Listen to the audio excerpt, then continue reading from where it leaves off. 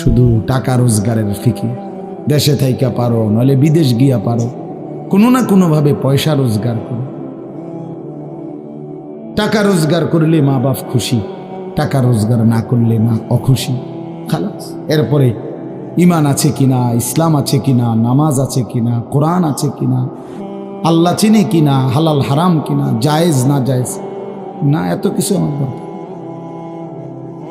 ফুতের জিগায়ও না যে ফুত কামাই যে করতেছ কি হালাল কামাই করো না হারাম,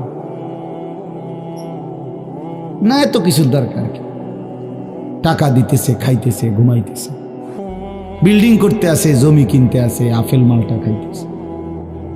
এক ছেলে আমারে নিজে বলছে, আমি সবার ব্যাপারে বলি না, এক ছেলে আমারে নিজে বলছে, হুজুর আমি একটা দেশের নাম বলছে, যেই দেশে আমার কর্মটা ছিল, চলে আসছে ওই দেশ থেকে।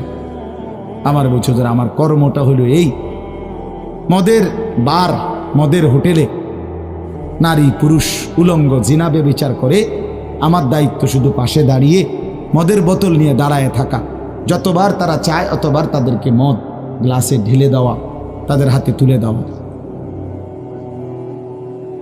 এর বিনিময়ে আমার মাসে বেতন 2 লাখ টাকা। মুসলমান মুসলমান মুসলমানের সন্তান, বাংলাদেশের সন্তান। তো এই টাকা যখন বাবা খাচ্ছেন, বিল্ডিং করতেছে, কোনো টেনশন নাই। আমি আবারও বলছি, আমি সবার জন্য বলি না, ওই বলছে দেখে অট্টা কইছি, কথা বুঝছেন? আমি তো নাম ঠিকানা বলি না।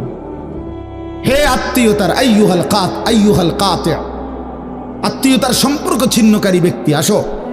এই জন্য ভাইয়ের সাথে যুদ্ধ করছো, বোনের সম্পদ নষ্ট করছো, চাচারে সম্পত্তি দাও নাই, এই জন্য, এই দুনিয়ার জন্য নাও, এখন না, এখন যা লাগে নাও। এইভাবে প্রত্যেক নাফরমান পাপীকে, হে হারামখোর সুদ করে দিগা, এখানে টাকা যা লাগে নে,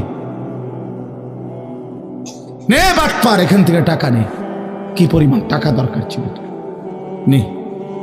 এইভাবে রাসূলুল্লাহ সাল্লাল্লাহু আলাইহি সাল্লাম বলেন, দুনিয়ার এই সম্পদগুলো কথা বলবে আর ডাকবে, ডাকলে মানুষ, আচ্ছা এটা তখন কেরম লিখবো, কথা বোঝেন নাই? এটি যখন কথা বলবে, ডাকাডাকি করবে, মানুষ কি বলবে?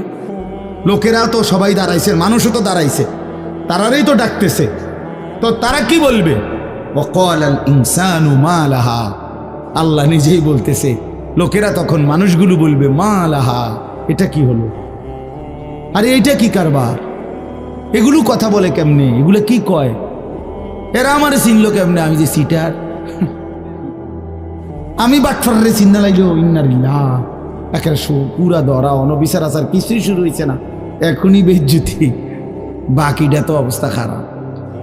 মানে অর্থাৎ মানুষগুলো অবাক হয়ে বলবে মা লাহা, কি হলো জমিনে, কি হলো এগুলোর, এরা এমন করছে কেন, এরা কথা বলছে কেন? আল্লাহ বলেন ইয়াউমাইদিন তুহাদ্দিসু আখবারাহা, আল্লাহ তাআলা বলেন, বান্দা হে কি দেখছো হবে, এই মাত্র দেখলা স্বর্ণ রূপ্য টাকা পয়সা কথা বলে, এখনে না দেখবা আসল খেলাটা।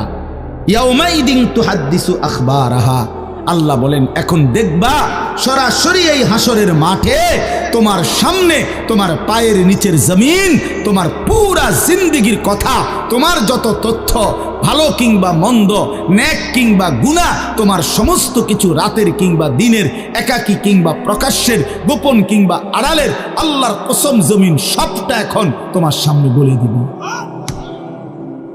ইয়াউমাইদিন তুহাদ্দিসু আখবারাহা, রব্বুল আলামিন বলেন জমিন সবটা কথা বলে দিবে, ভালোটাও মন্দটাও, আলোটাও অন্ধকারটাও, একাকীও অন্ধকারেও, প্রকাশ্যেও, সবার মাঝেও সব বলে দিবে। রাতের চুরি বলে দিবে, রাতের তাহাজ্জুদটাও বলে দিবে, মদের আড্ডার কথাও বলে দিবে, জুয়ার আড্ডার কথাও বলে দিবে। সারা রাত যুবক উলঙ্গ ছবি দেখেছ, আল্লাহর কসম সেটাও বলবে, যে যুবক মালিকের সেজদা দিয়েছে সেটাও বলবে, তাহাজ্জুদ শোনাবে, আবার সবার সাথে যে জামাতে নামাজ পড়েছে এটাও বলবে, সব কিছু বলে দিবে।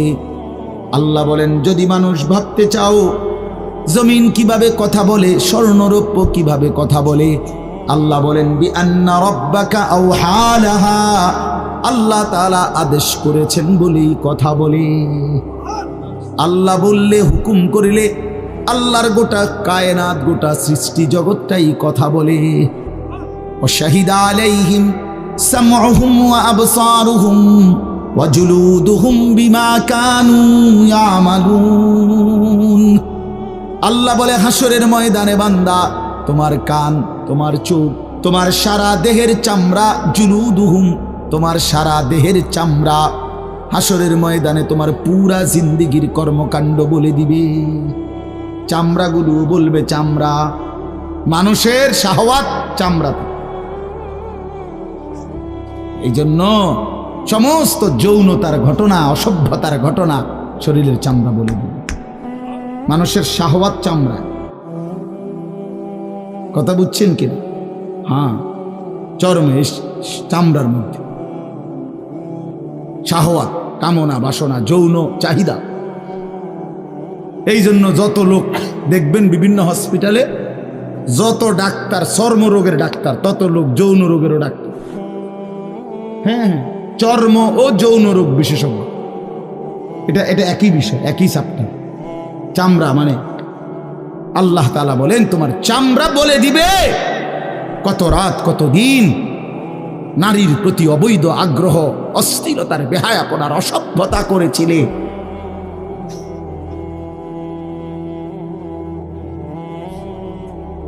হায় হায়।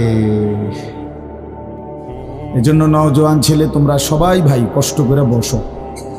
যে যে পাশে দাঁড়িয়ে আছো, আল্লাহর ওয়াস্তে বসো। কষ্ট হলেও বসো ভাই, বসে শুনলে বরকত হবে। মোবাইলটা হাতের যাদের, এটা বন্ধ করে দাও। হাতে ধরা যেই মোবাইলগুলো, এগুলো বন্ধ করে দাও ভাই, এগুলো নামায়ে ফেলো। আমাদের চেহারার দিকে তাকাইয়া আল্লাহর কথা মনোযোগ দিয়ে শুনলে লাভ হবে। আসলে বাস্তবতা হলো, প্রতিটা আয়োজন কষ্টের আয়োজন। এক একটা মাহফিলের মধ্যে অনেক মেহনত করতে হয়। 2 টাকা, 10 টাকা, 20 টাকা, 50 টাকা একত্র করেই এরপর একটা মাহফিল। এক মুঠে কেউ টাকা দেয় না, অনেক জনের কাছ থেকে বারবার গিয়ে কষ্ট করে নিয়ে সবাই মিলে মিশে একটা মাহফিল। প্যান্ডেল, মাইক, পোস্টার, হ্যান্ডবিল, বক্তা, দাওয়াত দেওয়া, ঠিকমতো আসা, মেহমানদারি, আপ্যায়ন, সব মিলাইয়া অনেক কিছু, অনেক কাজ থাকে, অনেক পেরেশান। আমার মাদ্রাসায় আগামী 14ই ডিসেম্বর মাহফিল। তো গত 1 মাস থেকেই এই পরিকল্পনায়, এটা হবে কোথায়, ওইটা হবে কোথায়, বক্তা বসবে কোথায়, শ্রোতা বসবে কোথায়, প্যান্ডেল হইলে কোন দিক দিয়া, এই কত কিছু যে লিখছি আমরা। তো এতে বোঝা যায় যে অনেক কিছু। এই সবটুকু কষ্ট করে যদি শুধু কেবল আসলাম আর গেলাম, কিছুই শুনলাম না, বুঝলাম না, কিছু গ্রহণ করলাম না, তো কি লাভ হলো ভাই? এই কষ্টের এই ইন্তেজামের মধ্যে ফায়দা কি? এই জুয়েল, ওর কথা বারবার আমার কাছে বলছে। মাঝখানে আমি গত বছরে খুব সম্ভব ডেট দিতে পারি না, তো আবদার ছিল, আমি এবছর বলছিলাম যে ডেট মিলাই দেব, তো দেওয়া হয়েছে। আসলে সবাইরই ব্যস্ততা, সবাই কষ্ট করেই ইন্তজাম করতে হয়েছে।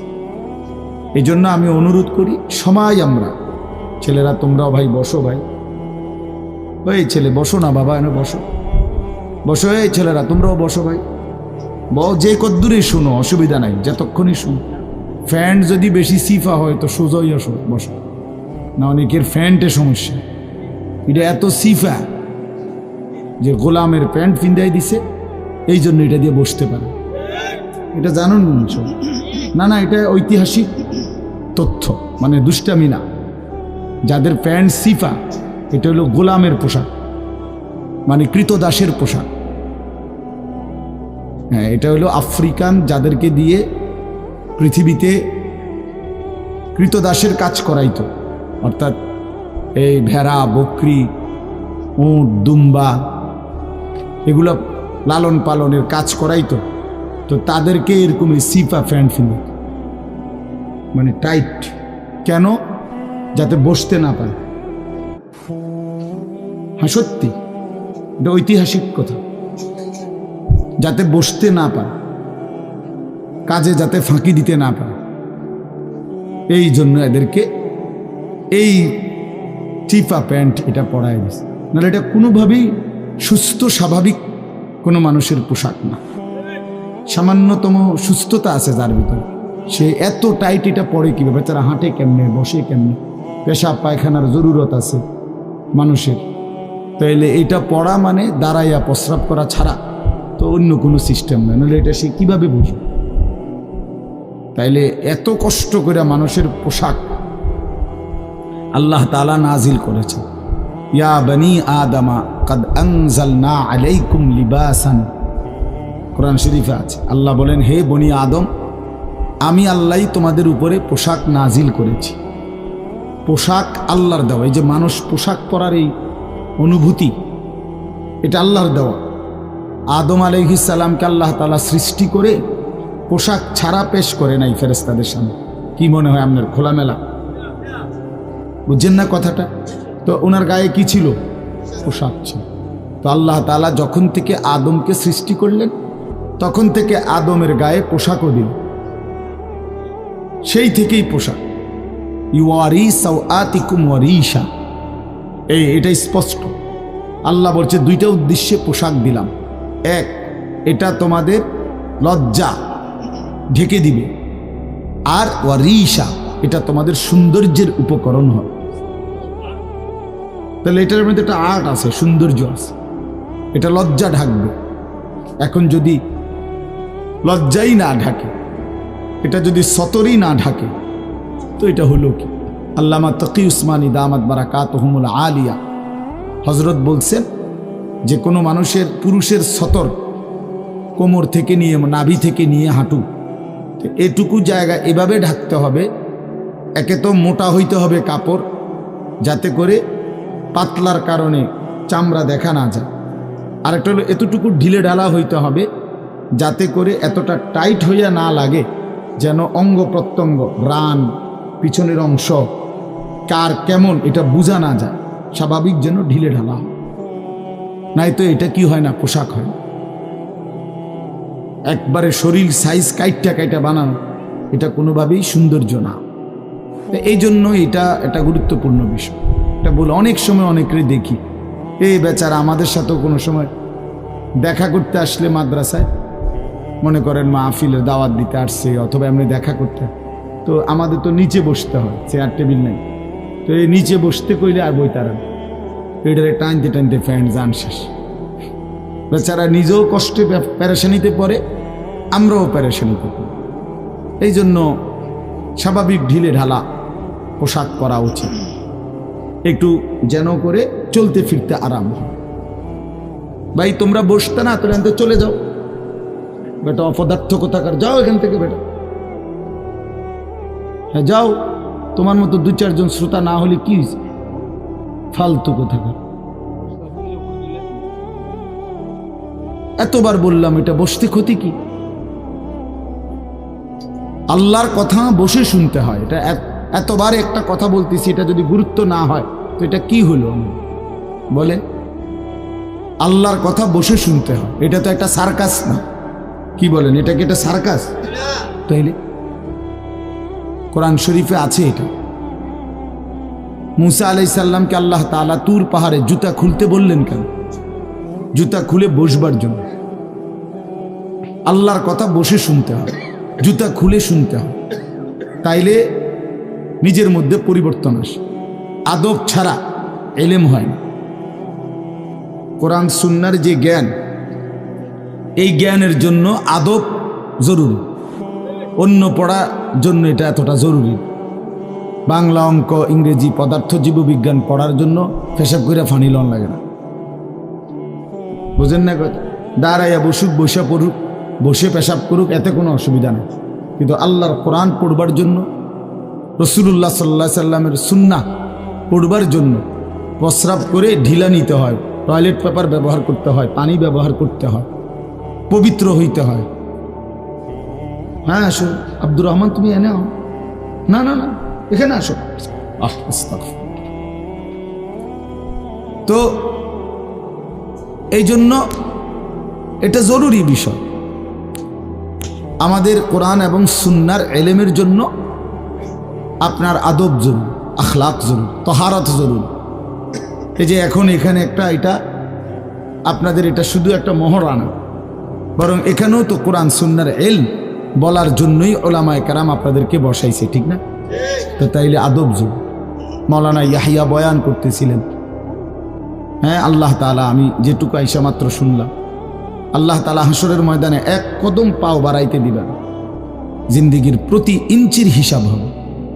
আন উমরিহি ফিমা আফনাহু, পুরা হায়াত বান্দা কোথায় ব্যয় করেছো বলো আমাকে, আমার দেওয়া হায়াত। ও আন শাবাবিহি ফিমা আবলাহু, শুধু যৌবনটা কোথায় ব্যয় করেছো সেটা আমাকে আলাদা বলো।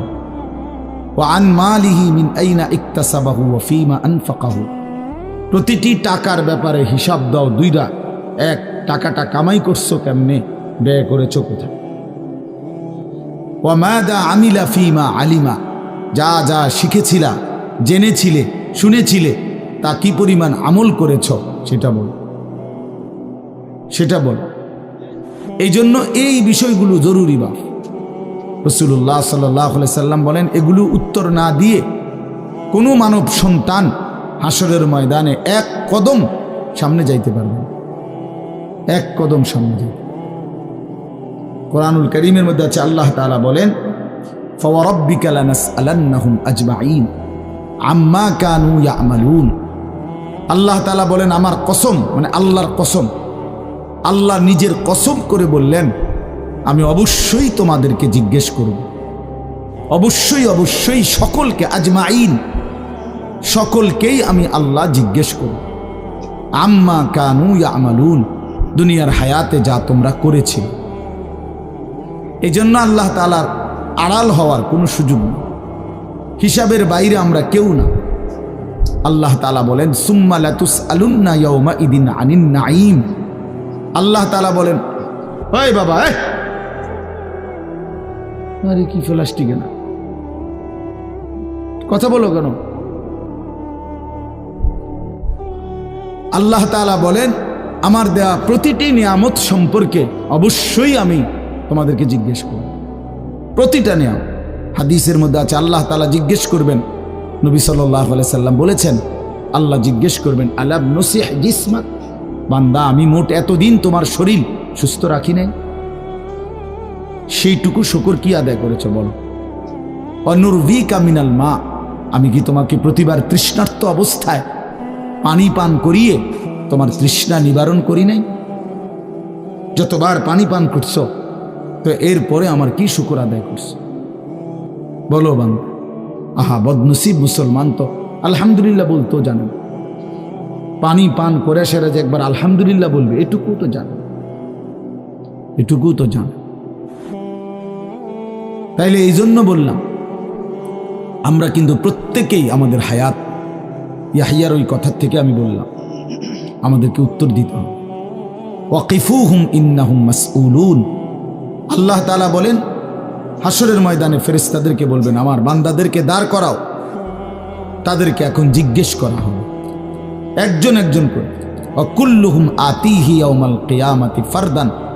আল্লাহ বলেন, সকলকে আমি আল্লাহর সামনে আসতে হবে একজন একজন। ফারদান অর্থ ওয়াহিদান, একজন একজন আমার সামনে এসে দাঁড়াও, আমার সামনে তুমি একাকী উত্তর দিবে, কোনো দুভাষী থাকবে না, একাকী উত্তর দিবে। এই জন্য বাপ আমার, এটা জরুরি বিষয়, আমাদের জন্য জরুরি বিষয়। আমরা যেন আমাদের জিন্দিগির কদর করি। ছেলেরা তোমাদেরকেও বলি, ভাই হায়াত এই শুধু শুধু কাটাইয়ার মধ্যে কোনো ফায়দা নেই। বুট খাইতে খাইতে নষ্ট করে দিলা জীবন, সামান্য মোবাইলের জন্য জীবন। একটা মোবাইলের আর কতই দাম, 12, 14, 18,000 টাকা। তো এই সামান্য টাকার একটা মোবাইল, এর জন্য এত সুন্দর হায়াত শেষ করে দাও, এটা ঠিক না। বন্ধুদের আড্ডায় 5 ঘন্টা 6 ঘন্টা জীবন শেষ করে দিলেন। আল্লাহ আমাদেরকে বুঝ দান করেন।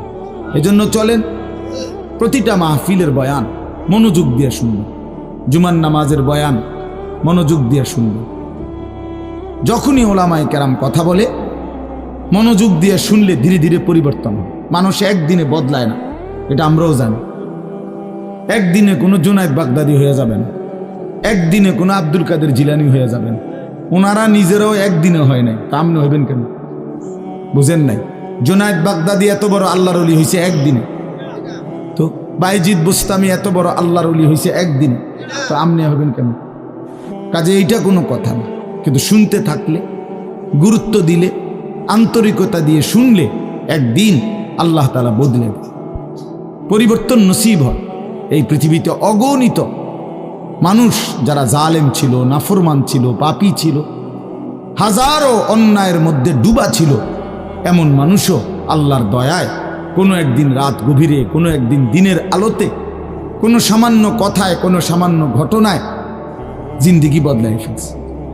পিছনের জীবন থেকে তাওবা করে নতুন জীবন গ্রহণ করছে, আল্লাহ পাককে রাজি খুশি করে জামানার আউলিয়া হয়ে গেছে। এরকম বহু ঘটনা আছে, বহু ঘটনা।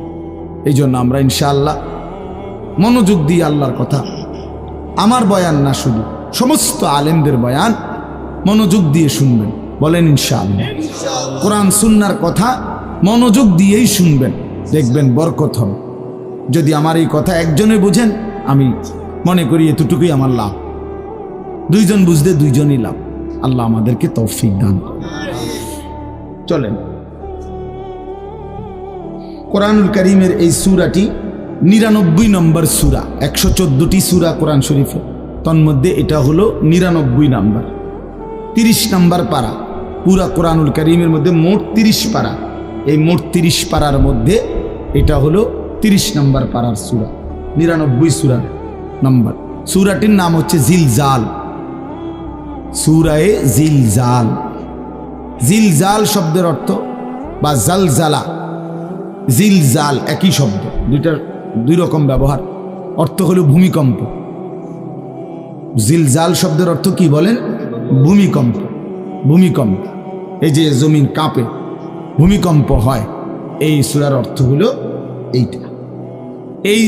এই ভূমিকম্প বলতে, জিলজাল বলতে আল্লাহ তাআলা কিয়ামতের ভূমিকম্প বুঝাইছে। পৃথিবীতে এমনিতে প্রতিনিয়ত মাঝে মধ্যে বিভিন্ন এলাকা ভেদে, অঞ্চল ভেদে ভূমিকম্প হয়। হ্যাঁ, আধা মিনিট, 30 সেকেন্ড, 40 সেকেন্ড, 50 সেকেন্ড, কিংবা তার চাইতে সামান্য কম বেশি এরকম সময় ভূমিকম্প হয়। এতেই বহু ক্ষয়ক্ষতি হয়। যখনই যেখানে কোথাও ভূমিকম্প হয়, তো সেখানে অনেক ক্ষয়ক্ষতি হয়, ঘর বাড়ি বিভিন্ন কিছুর অনেক ক্ষতিগ্রস্ত হয়। কিন্তু আল্লাহ তাআলা বলেন একটি চূড়ান্ত ভূমিকম্প আছে, যেই ভূমিকম্পটা যখন হবে তখন একসাথে আল্লাহর সৃষ্টি পুরাটা জমিন একসাথে ভূমিকম্প, এবং সেটা কতক্ষণ থাকবে সেটা আল্লাহই জানে, সেটা আল্লাহই জানে। এরকম ভূমিকম্প হবে। আর সেই ভূমিকম্পটা হলো কিয়ামতের ভূমিকম্প। অর্থাৎ এই পৃথিবী ধ্বংস করার জন্য আল্লাহ তাআলা তার গোটা সৃষ্টি জগৎকে মৌত দিবেন। মৃত্যু দুই রকমের, একটা হলো ব্যক্তিগত পৃথক একক মৃত্যু, আর একটা হলো গোটা আলমের মৃত্যু। সবার যখন পৃথক মৃত্যু হয় তো এটারে বলে মৌত। আর গোটা পৃথিবীর যখন আল্লাহর সৃষ্টি সবটার যখন একসাথে মৃত্যু হবে সেটারে কয় কিয়ামত। সেটাই কিয়ামত, ওইটাও একটা মৃত্যু। আসমানের মৌত হবে, জমিনের মৌত হবে, সূর্য চন্দ্র গ্রহ নক্ষত্রের মৃত্যু হবে, অর্থাৎ সব কিছু শেষ হবে। তো এই যে কিয়ামত, এটা আমাদের ঈমানের অংশ, এটা হবেই হবে, এটা হবেই হবে। আখিরাত, কিয়ামত, এই পৃথিবী একদিন ধ্বংস হবে, শেষ হবে, এটা কোরআনুল কারীমের অসংখ্য আয়াতে আল্লাহ তাআলা বলছেন, বারবার বলছেন, বারবার, যে বান্দা যত সুন্দরী তোমার কাছে লাগে দুনিয়া, যত আকর্ষণীয় মনে হয় না কেন দুনিয়া, একে তো তুমিও থাকবে না, একে তো দুনিয়া নিজেই থাকবে। দোনোটা মনে রাখবে, না তুমি থাকবে স্থায়ী, না দুনিয়া থাকবে স্থায়ী, কোনোটাই না। তুমিও মৃত্যুবরণ করবা, একদিন দুনিয়ারও মৃত্যু হয়ে যাবে, দুনিয়ারও মৃত্যু হয়ে যাবে। প্রতিটা মানুষকে মরতে হবে, এটা আমরা সবাই জানি। কুল্লু নাফসিন যায়িকাতুল মাউত, সমস্ত আত্মা, সমস্ত প্রাণ আল্লাহ তাআলা বলেন মৃত্যুর স্বাদ গ্রহণ করে, মৃত্যুর স্বাদ গ্রহণ। কুল ইন্নাল মাউতাল্লাযী তাফিররুনা মিনহু ফাইন্নাহু মুলাকীকুম, আল্লাহ তাআলা বলেন হে নবী আপনি বলে দেন, ও দুনিয়াবাসী, মৃত্যু থেকে তোমরা যেখানেই পলায়ন করো না কেন, মৃত্যু তোমাদের সাথে সেখানে গিয়েই নিজেই মোলাকাত করবে, সাক্ষাৎ করবে। তুমি ডাকতে হবে না, মৃত্যু নিজেই আসে, মৃত্যু নিজেই আসে। আইনামা তাকুনু ইউদরিকুমুল মাউতু ওয়ালাউ কুনতুম ফি বুরুজিম মুশাইয়াদা, আল্লাহ বলে তুমি যদি এমন একটা বিল্ডিং বানাও, ঘর বানাও, যে ঘরটা অনেক উঁচা, যে ঘরটার উপর দিয়া কেউ ভিতরে ঢুকতে পারবে না, যে ঘরটার মধ্যে একটা ছিদ্র নাই, একদম আটকানো, তো এরকম একটা ছিদ্রবিহীন সুউচ্চ ঘরও যদি তুমি বানিয়ে তার ভেতরেও তুমি আশ্রয় নাও, তো ইউদরিকুমুল মাউতু, মৃত্যু তোমার সেখানেই পৌঁছবে, তোমার সেখানেই পৌঁছবে। প্রিয় ভাই আমার, বন্ধু আমার, নওজোয়ান সাথীরা আমার, মৃত্যু এক অনিবার্য বাস্তবতা, চিরন্তন বাস্তবতা, এটা গ্রহণ করতেই হবে। হাসলেও মরতে হবে, কাঁদলেও মরতে হবে, সুখেও মরতে হবে, দুঃখেও মরতে হবে। রাজপ্রাসাদ আর অট্টালিকার মানুষটাও মরে যাবে, জীর্ণ কুটিরে যে লোক থাকে, হ্যাঁ, সেই লোকটাকেও মরতে হবে। জীবনে কোনোদিন দুঃখ দেখে নাই যে, সেও মরে যাবে। জীবনে কোনোদিন সুখ দেখে নাই যে, সেও মরে যাবে, সব মরে যাবে। এটাই সত্য, এটাই বাস্তবতা। অতএব মৃত্যু এক অনিবার্য বাস্তবতা, এটা গ্রহণ করতেই হবে। এটা যদি আমরা মনে রাখি, আমাদের জীবন অনেক সুন্দর হইত, অনেক সুন্দর হইত। রাসূলুল্লাহ সাল্লাল্লাহু আলাইহি ওয়াসাল্লাম বলছেন, আকসিরু যিকরা হাদিমিল লাযযাত ইয়ানি আল মাউত।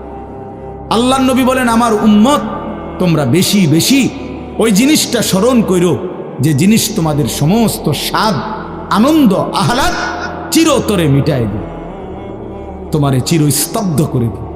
জলজ্জান্ত মানুষটা আমাদের সামনে হাঁটতো, চলতো, উঠতো, বসতো, ঘুরতো, ফিরতো, হ্যাঁ, সেই মানুষটা মনে করেন আমার চোখের সামনে নাই, তার লাশ আমার সামনে, আহা সেই লোকটা স্তব্ধ। পৃথিবীর কত মানুষ কত আওয়াজ করতেছে, কত শোরগোল করতেছে, কিন্তু এই লোকটা হাতও নাড়ে না, পাও নাড়ে না, চোখও মেলে না, আর কিছুই করে না। এ কি আশ্চর্য বিষয়! চোখের সামনের এই মানুষটা নাই, কি হলো তার? কে তারে থামায় দিল? কে তারে স্তব্ধ করে দিল? এ তো আমার মতো ঘুরতো, ফিরতো, হাঁটতো। আহ, আমার আব্বারে আমি কত দেখছি, একদিন আমার আব্বা চলে গেল।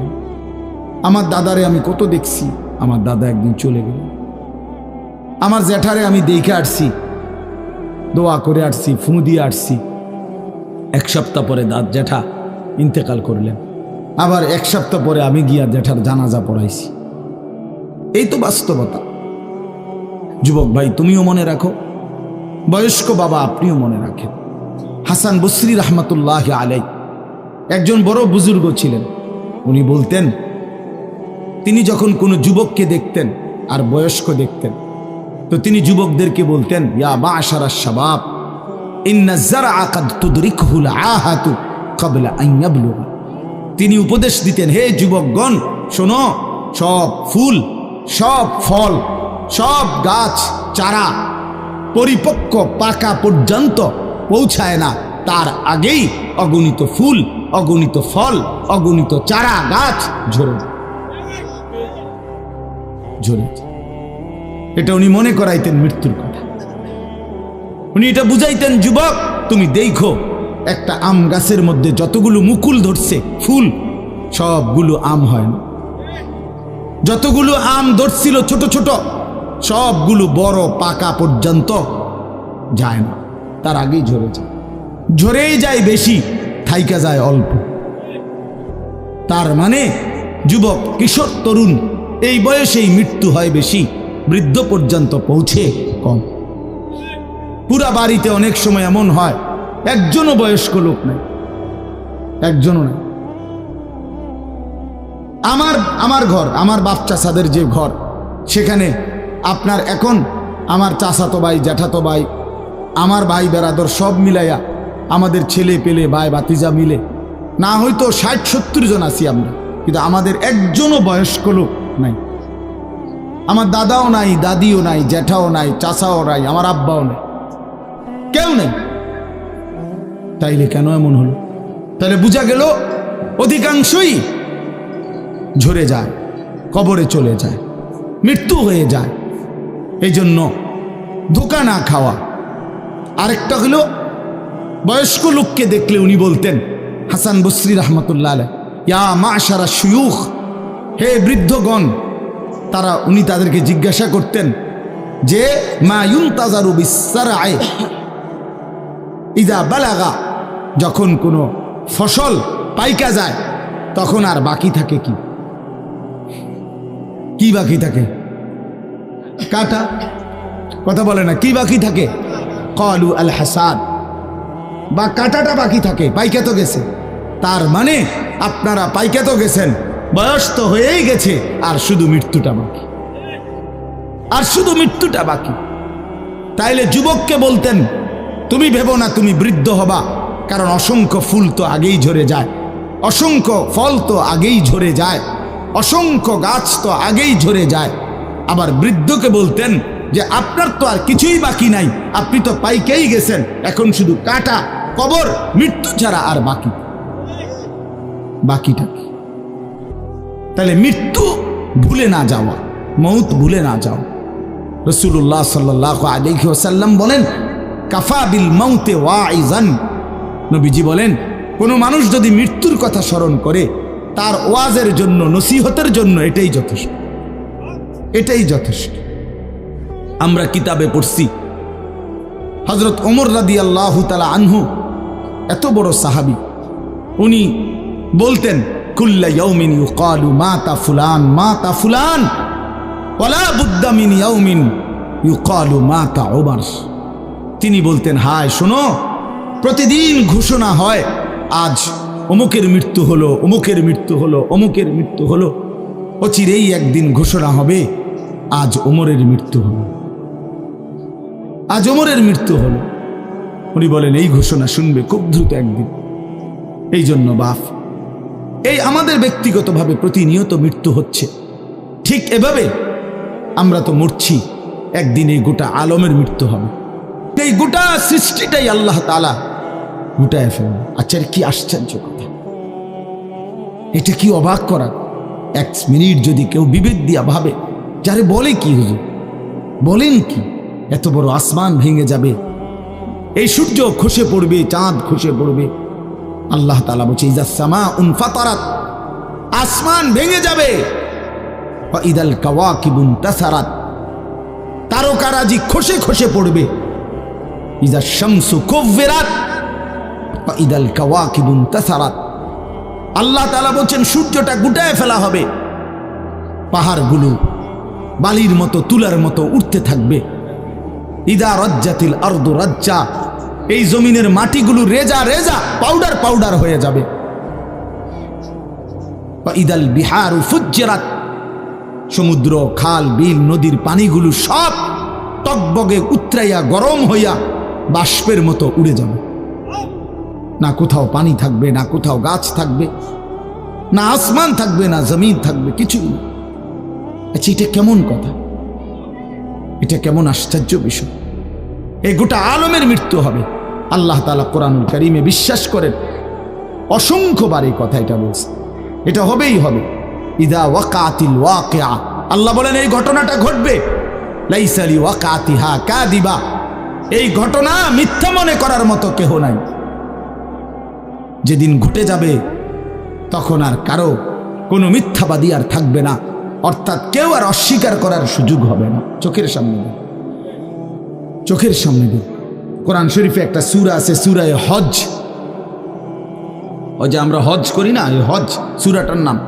এই সূরার শুরুতে আল্লাহ তাআলা এই পৃথিবী ধ্বংসের, কিয়ামতের একটা সাংঘাতিক বর্ণনা দিয়েছেন। ওইখানে আছে, আল্লাহ বলেন, ইয়া আইয়ুহান নাসুত্তাকু রাব্বাকুম, হে মানুষ তোমরা আল্লাহকে ভয় করো। আর শুনো, ইন্না জালজালাতাস সাআতি শাইউন আযীম, নিশ্চয়ই কিয়ামতের ভূমিকম্প, জালজালা, এই যে বললাম জিলজাল এবং জালজালা অর্থ ভূমিকম্প।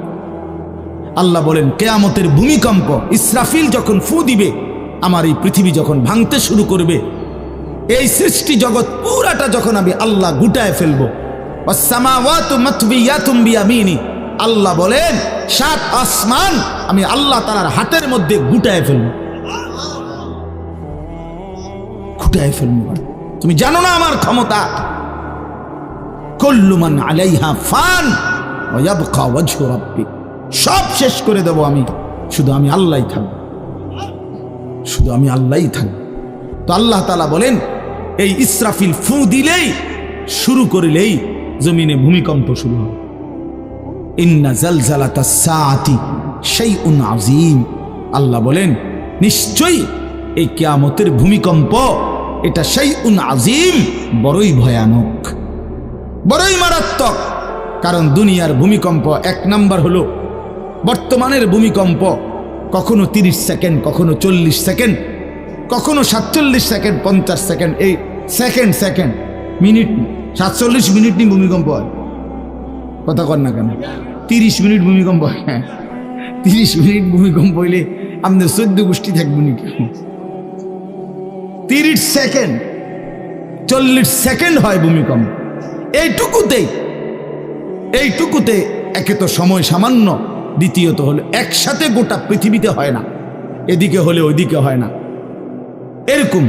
কিন্তু আল্লাহ তাআলা বলেন ইসরাফিল ফু দিলে যে ভূমিকম্পটা হবে, সেই ভূমিকম্পটা গোটা পৃথিবী একসাথে নাড়ায় দিবে, একসাথে নড়ে। 47 সেকেন্ড না, কতক্ষণ সেটা আল্লাহই জানে।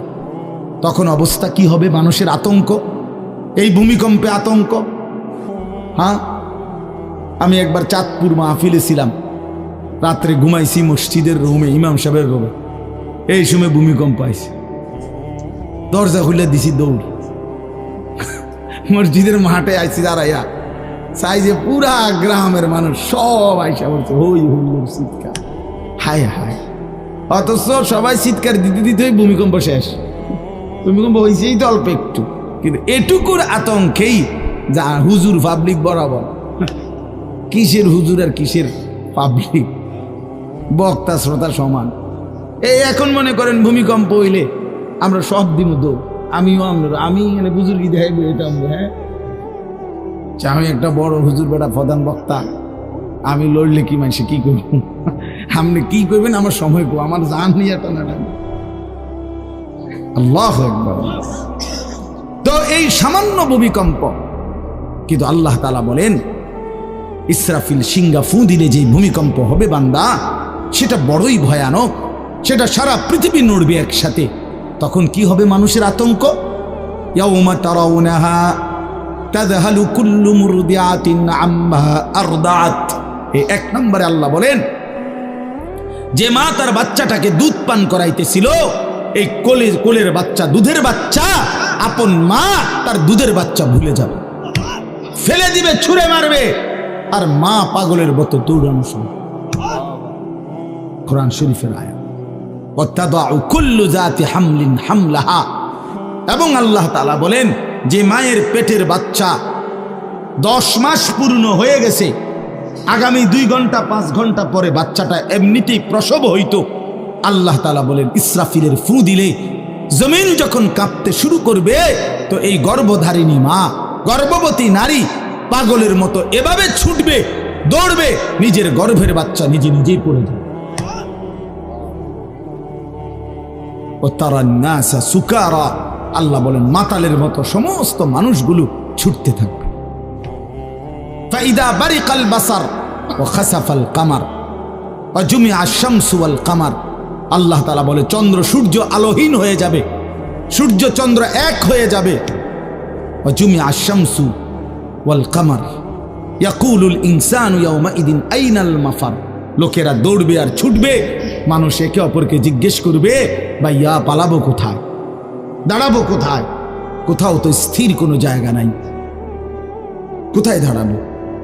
আল্লাহ তাআলা বলেন কাল্লা লা ওয়াজার, না বান্দা, সেদিন আর কোথাও জায়গা মিলবে না। ইলা রব্বিকা ইয়াউমা ইদিনিল মুস্তাকার, আজকে শুধুই কেবল তোমার আল্লাহর কাছেই আশ্রয় ঠিকানা। এভাবে বহু আয়াত কোরআনুল কারীমের মধ্যে আল্লাহ তাআলা বর্ণনা করছেন। আমার ভাই, তো এই ইসরাফিলের ফু দিলে গোটা আলমের মৃত্যু হবে, ভূমিকম্প শুরু হবে। তো এই ভূমিকম্প কেন হবে? এই কাঁপতে কাঁপতে সমস্ত কিছু ভাঙ্গা একসাথে এই সব কিছু আল্লাহর সৃষ্টি সমস্ত কিছুই জমিনের তলদেশে চলে যাবে। জমিন তখন খালি ফাঁকা, জমিনে তখন কিচ্ছু নাই, কিচ্ছু, একটা সুতা মাটির উপরে থাকবে।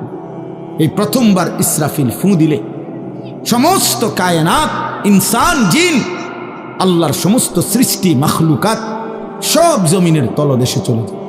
মানুষ ও জিন ও অর্থ সম্পদ, স্বর্ণ রৌপ্য, মণি মুক্তা, হীরা জহরত, সব সব সব একটা কাগজের অস্তিত্ব, সব কিছু, গোটা জমিন ফাঁকা। এভাবে কতদিন আল্লাহ জানে, কতদিন আল্লাহ জানে। হ্যাঁ মা ভাই, এরপরে একটা নির্দিষ্ট সময় পরে আবার আল্লাহ তাআলা ইসরাফিলকে জীবিত করবেন, করে আবার আল্লাহ তাআলা দ্বিতীয়বারের মতো ফু দিতে বলবেন। এই দুই ফুঁয়ের মাঝখানে কতদিন? নবী সাল্লাল্লাহু আলাইহি সাল্লামের এক হাদিসের মধ্যে বলছে 40। সাহাবীরা ব্যাখ্যা করছেন, মুহাদ্দিসিন, সেই 40টা হতে পারে 40,000 বছর। 40,000। এই জন্য বাপ একটা কথা হলো, সর্বশেষ যেই লোকটা কবরে যাবে, শেষ যেই ব্যক্তি মরবে পৃথিবীতে, হতে পারে তাকেও শুধু কবরেই থাকতে হবে 40,000 বছর। 40,000 বছর, এরপরে তো আখিরাত। এই 40,000 বছর যদি কবরে আযাব হয়, 40,000 বছর যদি কবরে আযাব হয় ভাই, তখন কি হবে? এবার ভেবে দেখেন, এখন যারা কবরে যাচ্ছে, হ্যাঁ, নূহ আলাইহিস সালামের জামানায় যারা মারা গেছে, ইব্রাহিম আলাইহিস সালামের জামানায় যারা মারা গেছে, নবীজি সাল্লাল্লাহু আলাইহি সাল্লাম তো 1,500 বছর আগে ইন্তেকাল করছেন, 1450 বছর আগে। তো ওই সময়ে যারা মারা গেছে তারা কবরে পড়ে আছে আজকে 1,500 বছর, 1,500 বছর, 1500 বছর। তাহলে নূহ আলাইহিস সালামের জাতি কত বছর থেকে পড়ে আছে? কোথায় নূহ নবী, কোথায় আমাদের নবী? কত ব্যবধান! এই জন্য বাপ, শুধুমাত্র কবরের বিষয়টাই তো সাংঘাতিক, আখিরাত তো পড়ে। শেষ ব্যক্তিটাও যদি কবরে থাকতে হয় 40,000 বছর, তো এখনকার মানুষগুলো আছে কত কাল ধরে। এই যার কবরে আযাব হচ্ছে, আহা বাপ, সে কি পরিমাণ কষ্ট পাচ্ছে ভাইবা দেখে। কবরবাসীদের রুহের মাগফিরাত, আরে ভাইয়া, একবার চোখ বন্ধ করে 1 সেকেন্ড ভাবেন, আজ আমরা যাদের রুহের মাগফিরাত কামনা করলাম, এই 20 বছরের ব্যবধানে, 30 বছরের ব্যবধানে, 10 বছরের ব্যবধানে, 50 বছরের ব্যবধানে আবার এর পরের লোকেরা আমাদের রুহের মাগফিরাত কামনা করে। এটা কি পরিমাণ বাস্তবতা, কি পরিমাণ বাস্তবতা! এটাকে অস্বীকার করার, না বুঝার কিছুই নাই, মৃত্যুকে না বুঝার কিছুই নেই। কারণ এত বেশি জলজ্জান্ত আল্লাহ তাআলা এটা আমাদের সামনে দেখাইছেন, এত মানুষের মৃত্যু আল্লাহ আমাদের সামনে দেখাইছেন, এটাকে অস্বীকার করার, না বুঝার কিছুই কিছুই নেই। তো চলেন, এরপরে আল্লাহ তাআলা ইসরাফিলকে আবার জীবিত করবেন। জীবিত করে আল্লাহ তাআলা ইসরাফিল আলাইহিস সালামকে বলবেন, ইসরাফিল, আবার তুমি সিংহায় ফু দাও। এইবার যখন সিংহায় ফু দিবে, তখন ইসরাফিল আলাইহিস সালামের এই দ্বিতীয় ফুতে আবার ভূমিকম্প শুরু। আবার কি শুরু হবে? ও মাঝখানে ভাই, ওই ছেলে অপদার্থ, কথা বলো না, হাসাহাসি করো না, কারো কথা বাকি থাকলে, দুষ্টামি বাকি থাকলে উঠে চলে যাও, বাহিরে আলাদা জায়গা আছে। গাফেল সন্তান কোনো কিছুতেই যাকে কোনো আসর করে না। আহা, আপনারা জানেন না, আপনাদের এক এক ছেলের অবস্থা হলো কলিজাটা পাথর হয়ে গেছে, কোনো কিছুই তার কলিজা নাড়ায় না। এত শক্ত জানোয়ার যে খোদার 365 দিনে কোনোদিন ফজরের নামাজ পড়ে না, একদিনও না। মানুষের বাচ্চা এত বড় জানোয়ার হয় কেন? আরে তুই কোন মানুষের বাচ্চা? তুই কোন মার দুধ খাইলি? নাফরমান। কেমনে মানুষ হইল? এটা কি ধরনের মানুষ? একদিনও নামাজ পড়ে? ছি ছি ছি ছি ছি, মুসলমানের বাচ্চা এত বড় জানোয়ার হয় কেন? কোনদিন নামাজ পড়ে না, 6 মাসে 9 মাসে কোনদিন বলতে পারবে না নাফরমান কোনদিন 5 ওয়াক্ত নামাজ পড়ছে কিনা। হায় হায়, এত বড় অসভ্য। মায়ের সন্তান হয় কেন? বাবার সন্তান হয় কেন? চিন্তা কর। কোনো কিছুই ছেলে পেলেদের হালাত হলে এই পরিমাণ লাগাম ছাড়া কিসের মা কিসের বাবা, কে তার মা কে তার বাপ, কে কি তার ধর্ম, তার আল্লাহকে তার রসুলকে, তারে বানাইছে কে, আসছে কোত্থেকে, কেন আসছে, কি করতেছে, কি করছে, কিচ্ছুর খবর নেই। কিচ্ছুর খবর। আসে, হাঁটে, বুট খায়, বন খায়, মোবাইল টিপে, খারাইয়া মতে, বইয়া মতে, বন্ধু বান্ধবদের সাথে আড্ডা দেয়, মেয়ের পিছনে ঘুরে, অসভ্য অশ্লীল কথাবার্তা বলে। এটা কি একটা জিন্দিগি হলো? মিয়া ভেবে দেখেন। ওফ, কোন সুস্থ স্বাভাবিক মানুষ এমন হয়? বলো ভাইয়া বলো। রাগ করো না বাপ, কে তোমা করে মনে করাই দিব? কেউ মনে করায়। হা, বাবা আমারও ফিকির শেষ, শুধু টাকা রোজগারের ফিকির। দেশে থাইকা পারো, নইলে বিদেশ গিয়া পারো, কোনো না কোনো ভাবে পয়সা রোজগার করো। টাকা রোজগার করলে মা বাপ খুশি, টাকা রোজগার না করলে না অখুশি। খালাস। এরপরে ইমান আছে কিনা, ইসলাম আছে কিনা, নামাজ আছে কিনা, কোরআন আছে কিনা, আল্লাহ চিনে কিনা, হালাল হারাম কিনা, জায়েজ না জায়েজ না, এত কিছু আমার দরকার। ফুতের জিগায়ও না যে ফুত কামাই যে করতেছ, কি হালাল কামাই করো না হারাম না, এত কিছুর দরকার কি? টাকা দিতেছে, খাইতেছে, ঘুমাইতেছে, বিল্ডিং করতে আসে, জমি কিনতে আসে, আপেল মালটা খাইতেছে। এক ছেলে আমারে নিজে বলছে, আমি সবার ব্যাপারে বলি না, এক ছেলে আমারে নিজে বলছে, হুজুর আমি একটা দেশের নাম বলছে, যেই দেশে আমার কর্মটা ছিল, চলে আসছে ওই দেশ থেকে। আমার বলছে, হুজুর আমার কর্মটা হলো এই, মদের বার, মদের হোটেলে নারী পুরুষ উলঙ্গ জিনাবে বিচার করে, আমার দায়িত্ব শুধু পাশে দাঁড়িয়ে মদের বোতল নিয়ে দাঁড়ায় থাকা, যতবার তারা চায় অতবার তাদেরকে মদ গ্লাসে ঢেলে দেওয়া, তাদের হাতে তুলে দেওয়া। এর বিনিময়ে আমার মাসে বেতন 2 লাখ টাকা। মুসলমান, মুসলমান, মুসলমানের সন্তান, বাংলাদেশের সন্তান। তো এই টাকা যখন বাবা খাচ্ছেন, বিল্ডিং করতেছে, কোনো টেনশন নাই। আমি আবারও বলছি, আমি সবার জন্য বলি না, ওই বলছে দেখে ওরটা কইছি, কথা বুঝছেন? আমি তো নাম ঠিকানা বলি না। এই জন্য আমার বাপ, ডাক দিয়েন না, ডাক দিয়েন না, একজনও ডাক দিয়েন না, অসভ্যরে ডাক দিয়েন না। হ্যাঁ হ্যাঁ, ডাক দিবেন কেন? হাইওয়ানকে ডাক দিবেন কেন? শুনেন, আপনারাই শুনেন, এত এত মানুষ শুনতে হবে না, কোনো অসুবিধা নেই, কোনো অসুবিধা নাই।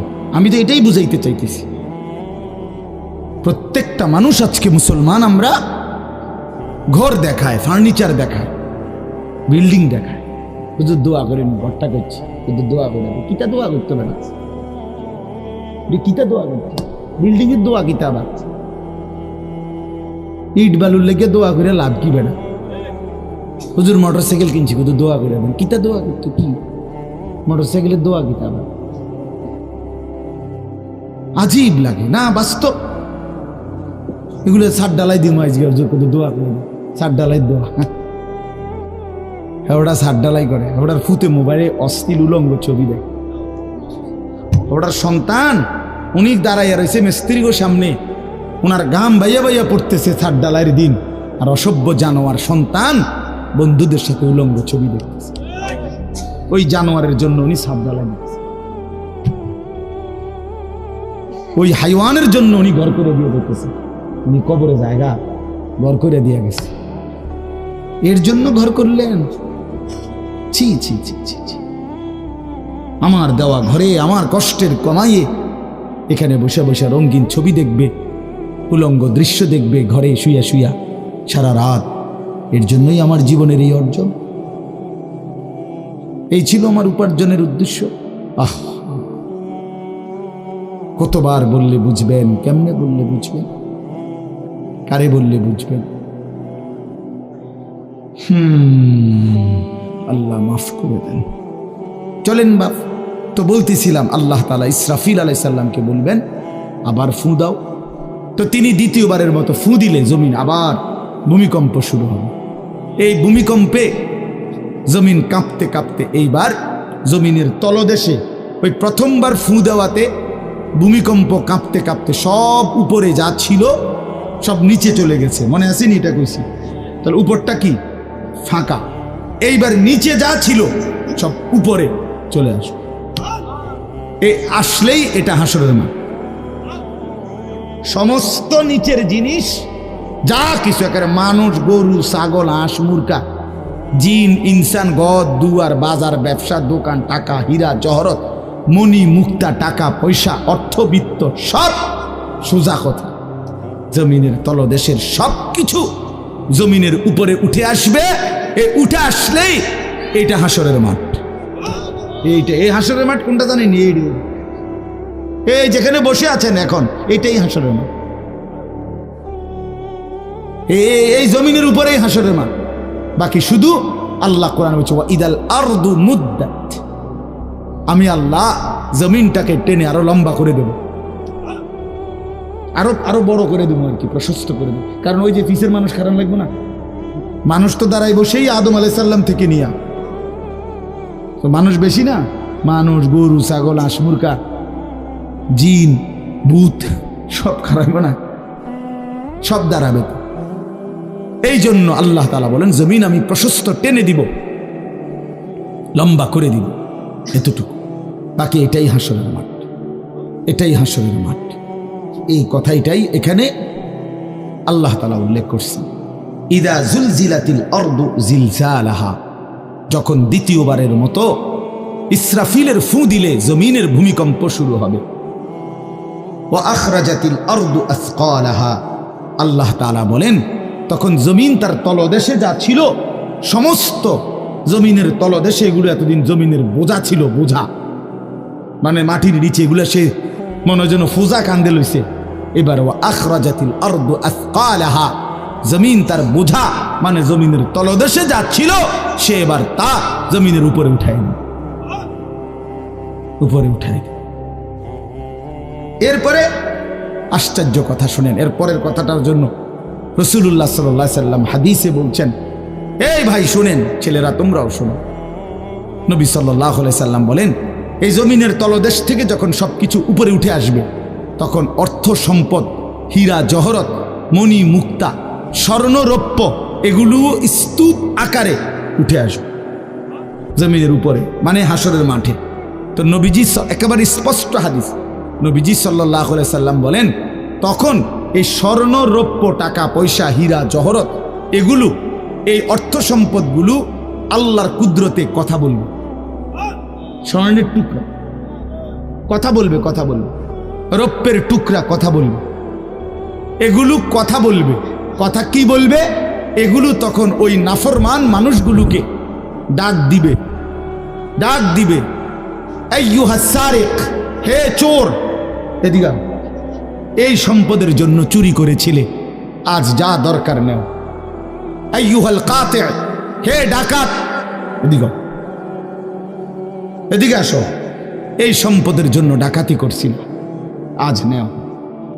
হে আত্মীয়তার, আইয়ুহাল কাতি', আত্মীয়তার সম্পর্ক ছিন্নকারী ব্যক্তি, আসো, এই জন্য ভাইয়ের সাথে যুদ্ধ করছো, বোনের সম্পদ নষ্ট করছো, চাচারে সম্পত্তি দাও নাই, এই জন্য, এই দুনিয়ার জন্য নাও, এখন না, এখন যা লাগে নাও।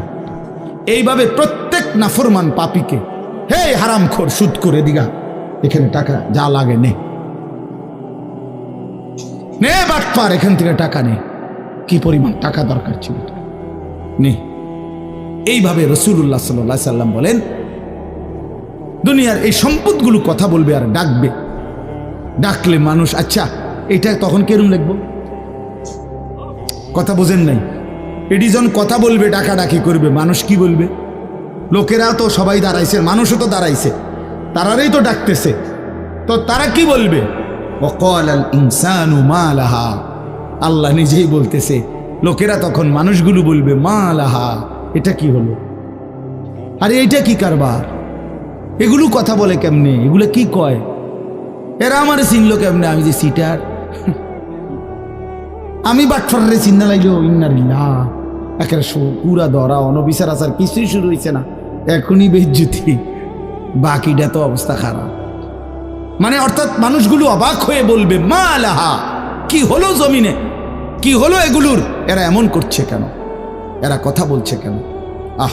আল্লাহ বলেন ইয়াউমাইদিন তুহাদ্দিসু আখবারাহা, আল্লাহ তাআলা বলেন, বান্দা হে কি দেখছো হবে, এই মাত্র দেখলা স্বর্ণ রূপ্য টাকা পয়সা কথা বলে, এখনে না দেখবা আসল খেলাটা।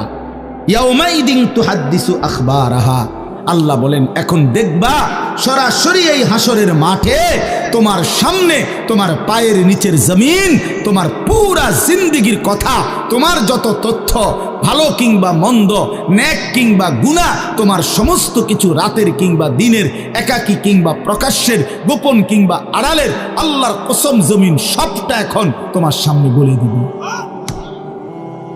ইয়াউমাইদিন তুহাদ্দিসু আখবারাহা,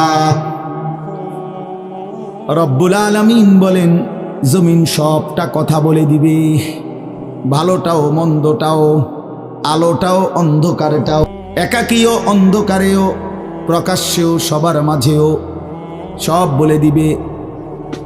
রাতের চুরি বলে দিবে, রাতের তাহাজ্জুদটাও বলে দিবে, মদের আড্ডার কথাও বলে দিবে, জুয়ার আড্ডার কথাও বলে দিবে। সারা রাত যুবক উলঙ্গ ছবি দেখেছ, আল্লাহর কসম সেটাও বলবে, যে যুবক মালিকের সেজদা দিয়েছে সেটাও বলবে, তাহাজ্জুদ শোনাবে, আবার সবার সাথে যে জামাতে নামাজ পড়েছে এটাও বলবে, সব কিছু বলে দিবে। আল্লাহ বলেন যদি মানুষ ভাবতে চাও জমিন কিভাবে কথা বলে, স্বর্ণরৌপ্য কিভাবে কথা বলে, আল্লাহ বলেন বিআন্না রাব্বাকা আওহা লাহা, আল্লাহ তাআলা আদেশ করেছেন বলেই কথা বলে। আল্লাহ বললে, হুকুম করিলে, আল্লাহর গোটা কায়নাত, গোটা সৃষ্টি জগৎটাই কথা বলে। ওয়াশাহিদা আলাইহিম সামউহুম ওয়া আবসারুহুম ওয়া জুলুদুহুম বিমা কানু ইয়ামালুন। আল্লাহ বলে হাসরের ময়দানে বান্দা, তোমার কান, তোমার চোখ, তোমার সারা দেহের চামড়া, জুলুদুহুম, তোমার সারা দেহের চামড়া, হাসরের ময়দানে তোমার পুরা জিন্দেগির কর্মকাণ্ড বলে দিবে। চামড়াগুলো বলবে, চামড়া, মানুষের শাহওয়াত চামড়াতে। এই জন্য সমস্ত যৌনতার ঘটনা, অসভ্যতার ঘটনা শরীরের চামড়া বলে দিবে। মানুষের শাহওয়াত চামড়া, কথা বুঝছেন কি? হ্যাঁ, চরমে চামড়ার মধ্যে শাহওয়াত, কামনা, বাসনা, যৌন চাহিদা। এই জন্য যত লোক দেখবেন বিভিন্ন হসপিটালে, যত ডাক্তার চর্মরোগের ডাক্তার, তত লোক যৌন রোগেরও ডাক্তার। হ্যাঁ হ্যাঁ, চর্ম ও যৌন রোগ বিশেষজ্ঞ, এটা একই বিষয়, একই চ্যাপ্টার। চামড়া মানে আল্লাহ তাআলা বলেন তোমার চামড়া বলে দিবে কত রাত কত দিন নারীর প্রতি অবৈধ আগ্রহ, অশ্লীলতার, বেহায়াপনার, অসভ্যতা করেছিলে।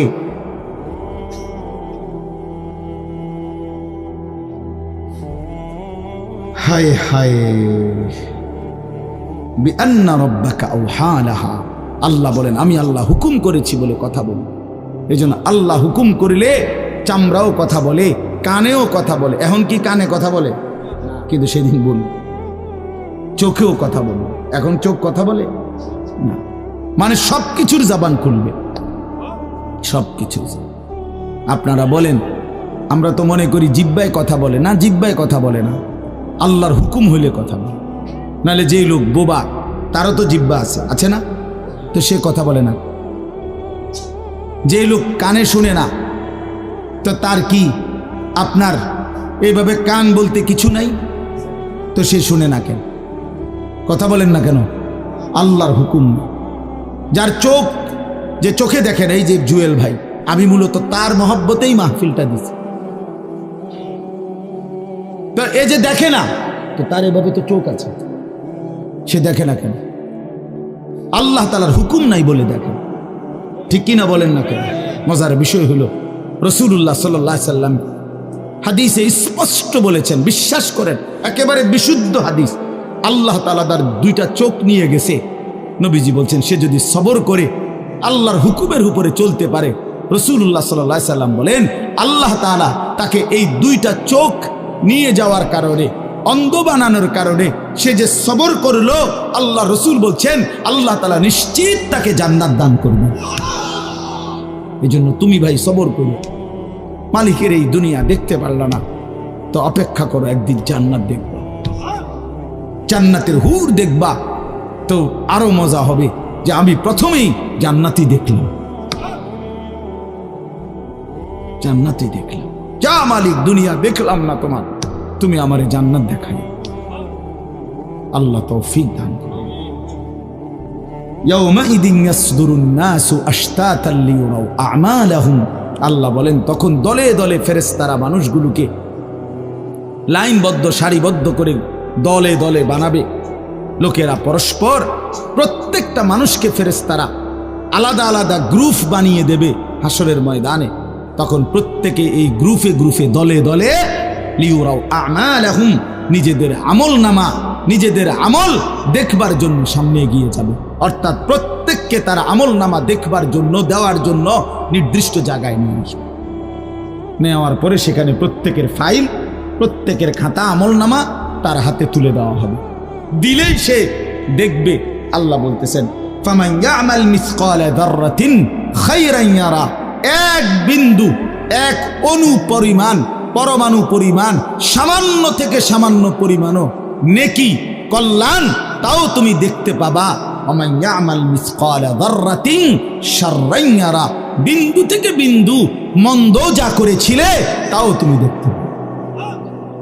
এক জাররা, মূলত জাররা বলে তাফসীরের মধ্যে লিখছে লা ওয়াজনা লাহু লা জিনাতা লাহা, যেটার কোনো ওজন হয় না, এত সামান্য, এত সামান্য, ওজন নাই, মানে 100 গ্রামও না, 10 গ্রামও না, 1 গ্রামও না, আধা গ্রামও না, এত সামান্য, এটা কোনো ওজন নাই, ওজন নাই, ওজন আসে না আর কি, ওজনে হয় না, এরে বলে জাররা। তাফসীরের মধ্যে লিখছে, কোনো ব্যক্তি, হযরত আব্দুল্লাহ ইবনে আব্বাস বলেন, কোনো ব্যক্তি যদি মাটিতে এমনি হাত মারে, মানে হাত লাগাই আবার উঠাই লাইছে, তখন এই যে বালুগুলো লাগছে, এই বালুর যেগুলো হাত থেকে ঝরে পড়ে কণা, এগুলো তার চাইতে সামান্য এক জাররা। আমার উস্তাদ বলছিলেন ছাত্র জীবনে আমাদেরকে, যে মানুষ যে কাপড় ধুইয়া চিপে, কাপড় এমনি চিপ্পা রৌদ্র দেয় না, মানে চিপ্পাই তো ফানি ফেলায়, তো কাপড় চিপ্পা সাইরা মানুষের একটা স্বভাব হইল রৌদ্র দেওয়ার আগে এটার একটা ঝাড়া মারে, লুঙ্গিটারে একটা আগে কি মারে, ঝাড়া দিয়া এরপরে দেয়। এই যে লুঙ্গিটা ঝাড়া দিলে যে ছোট্ট ছোট্ট পানির ফোঁটা ছিটকাইয়া পড়ে, এই ফোঁটা, এগুলো পিচ্ছি পিচ্ছি, এগুলো এক একটা জাররা, অথবা তার চাইতে ছোট। এটার ওজন আসবে না, এটা 1 গ্রামও হবে না, আধা গ্রামও হবে না। এই সামান্য ভালোটাও তুমি দেখবা, মন্দটাও দেখবে। কেমনে আড়াল করবেন ভাই? নিজেকে আড়াল করবেন কেমনে বাপ? যুবক, তুমি কেমনে আড়াল করবা? কোরআন শরীফে আছে, আল্লাহ বলেন, ইয়াউমা তুবলাস সারাইর, বান্দা আমি হাসরের ময়দানে তোমার অন্তরের গোপন বিষয়গুলো, যেগুলো কেউ শুনে নাই, তুমিও বলো নাই, শুধু মনে মনে কল্পনা করছিলা ভালো কিংবা অসৎ, সেগুলো হাসরের ময়দানে তোমার সামনে খুলে দেব। হ্যাঁ, আফালা ইয়ালামু ইযা বু'সিরা মা ফিল কুবুর ওয়া হুসিলা মা ফিস সুদূর। আল্লাহ তাআলা বলেন এই বুকের ভিতরে, অন্তরের ভিতরের যেই কথাগুলো সেগুলো খুলে দেব। এজন্য আজকে আমার কথা এখানে শেষ। আমি এতটুকু কথাই বলতে চাই, এই ৯৯ নম্বর সূরাটা আমাদেরকে এই কথার সবক দিচ্ছে যে আমরা আমাদের জিন্দেগির ১ সেকেন্ড, একটি নিঃশ্বাস আড়াল করবার সুযোগ নেই। হিসাব দিতে হবে, হিসাব দিতে হবে। ১ মিনিট, ১ সেকেন্ড, ১ পলক, ১ লামহা, ১ মুহূর্ত আমাদের আড়াল করবার সুযোগ নাই ভাই। ভালোটার প্রতিদানও নিতে হবে, মন্দটারও প্রতিদান নিতে হবে। তাইলে কেন জীবন নষ্ট করব, কেন হায়াত নষ্ট করব? আমার অনুরোধ রইল, যতগুলো যুবক ছেলে আছো ভাই, তোমাদের কাছে অনুরোধ, মৌলানা কথা বলবে, এরপরে আরও একটু বয়ান হলে এরপরে দোয়া হবে, কিন্তু আমার মাঝখান দিয়ে এই কথাটাই আমি অনুরোধ করে বললাম, প্রত্যেকেই দয়া করে আল্লাহর ওয়াস্তে, আল্লাহর ওয়াস্তে নিজের জীবনের কদর করো ভাই। আমার এটাই শেষ কথা। যুবক ছেলেরা, তুমি আমার সাথে এখন যাইবা না, আমিও তোমার সাথে যাব না। এই দুনিয়াও যেমন আমি আলাদা চলে যাচ্ছি, আপনারাও আলাদা চলে যাবেন, কিন্তু বাস্তব কথা হলো আমি আপনি প্রত্যেকে আলাদা আলাদা কবরে, আখেরাতে আল্লাহর সামনে মুখোমুখি হতে হবে। এজন্য হাত জোর করে অনুরোধ করছি ভাই, নিজেরে নষ্ট করো না। একটা ছেলেও যদি বুঝো, আমার অনুরোধ রইল তোমার প্রতি, তুমি নষ্ট হইও না, চরিত্রহীন হইও না, তুমি হায়াতটা শেষ করে দিও, কষ্ট পাইবা। এই নারী ছবি, অশ্লীল দৃশ্য, উলঙ্গপনা, বেহায়াপনা, এই জেনা ব্যভিচারের দৃশ্য, এগুলো দেখো না। চেষ্টা করো ৫ ওয়াক্ত নামাজ পড়তে, ৫ ওয়াক্ত নামাজ পড়তে হিম্মত করলে পারবা ভাই। পেশাব পায়খানার পরে টয়লেট পেপার ব্যবহার করো, পানি ব্যবহার করো, দেখবা শরীর পবিত্র থাকলে আল্লাহর ইবাদত করতেও মন চাই। মূলত মানুষ অনেকের যাদের নামাজ ছুটে যায়, তাদের একটা বড় কারণ হলো তার শরীর অপবিত্র, শরীর নাপাক, আর নাপাক দেখে নেক কাজের তামান্না, আগ্রহ জাগে না। এই জন্য এই যে পেশাব করে পানি নেয় না, টয়লেট পেপার ব্যবহার করে না, এই অসভ্য এই কারণে নামাজ পড়তে চায়। বাস্তব কথা, এর তখন আর হায়া লজ্জা থাকে না। এই জন্য সবাই মিলে ইনশাআল্লাহ নামাজ পড়ো, নিজেদের স্ত্রী, কন্যা, বোনকে পর্দা পশিদায় রাখতে চেষ্টা করেন। যে মেয়েটার পর্দা নাই, যে মহিলার পর্দা নাই, বিশ্বাস করেন যে তার নিজের ইজ্জত, নিজের কদর, নিজের সতীত্ব, নিজের পর্দার কদর বোঝে না, এটা কোনো নারী না, এটা কোনো মহিলা না, এটা প্লাস্টিক জাতীয় কিছু হইতে পারে। এটা এক ধরনের প্লাস্টিক, এটা এক ধরনের অসভ্য। যে নারী বেপর্দা, যেই মেয়ে দুশ্চরিত্র, যেই মেয়ে চরিত্রহীন, যেই মেয়ে বেহায়ার মতো চলে, সে শুধু নিজের ক্ষতি করে না, সে একটি সমাজ নষ্ট করে, একটি মহল্লা শেষ করে। এই আগুন সারা মহল্লায় জ্বালায়া দেয়, তার রূপের যৌবনের আগুন জ্বালায়া অসংখ্য যুবকের জিন্দেগি নষ্ট। এই জন্য ওই জানোয়ার মনে রাখতে হবে, ওই অসভ্য নারী, যতগুলো ছেলে তাকে দেখে অবৈধ কামনা বাসনা করছিল, এই সমস্ত যুবকের সমপরিমাণ গুনাহ ওই অসভ্য মেয়ে, ওই নর্তকী, ওই ব্যভিচারিণী নারী, তাকে ভোগ করতে হবে। এত সোজা না। এই জন্য বাবাদেরকে বলি, ছেলেদের দিকে কদর করেন, মেয়ের দিকে নজর দেন, স্ত্রীর দিকে নজর দেন। ওই খাট পালং দেখাইয়েন না, বিল্ডিং উল্ডিং দেখাইয়েন না, ইতান দেখাইয়া লাভ নেই। হুইতে লাইলে সবারই ঘুমাইয়া লাগে, পরিশ্রম করিয়া ঘুমাইলে এত কিছু লাগে না। কত মানুষ আছে এরকম যারা ফাওটাও দোয় না, জুতাই নাই, বেটা ফাও দিব কি দিয়া বেটা। হ্যাঁ, সময় করি এতটা ক্লান্ত থাকে যে শুইলেই কি এসে পড়ে ঘুম আইসা। আল্লাহ আমাদের সবাইকে কদর করার তৌফিক দান করেন।